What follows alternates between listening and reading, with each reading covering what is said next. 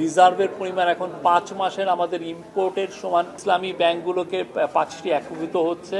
Non performing loan নিয়ে আপনারা জানেন যে বেশ কথা হচ্ছে যে অনেক এখন নন পারফর্মিং লোনের মাত্রা হচ্ছে এখন 24% মতো, এবং এটা আমাদের অনেক এই পুরো কারণটা হচ্ছে যে শেখ হাসিনার আমলে যে যেই ধরনের লার্জ স্কেলে চুরি হয়েছে এবং পুরো ব্যাংকগুলোকে যেভাবে খালি করে দেওয়া হয়েছে, সেই কারণে এটা এনপিএল বেড়েছে। কিছু কিছু ক্ষেত্রে অলরেডি আমরা আশাতীত সাফল্য পেয়েছি। রিজার্ভের পরিমাণ এখন 5 মাসের আমাদের ইম্পোর্টের সমান রিজার্ভ আছে। ইনফ্লেশন 12.5 থেকে 8.3 নেমে এসেছে। আর গত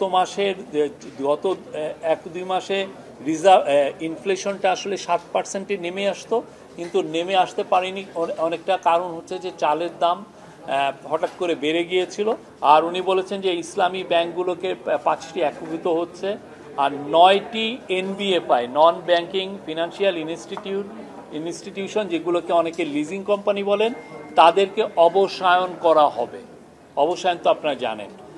আর উনি বলছেন যে স্টার্ট আপের জন্য 900 কোটি টাকার একটা ব্যাংকগুলোর থেকে 900 কোটি টাকার ভেঞ্চার ক্যাপিটাল তৈরি করা হচ্ছে, এবং সেখানে বাংলাদেশ ব্যাংকও আরও 600 কোটি টাকা দিবে।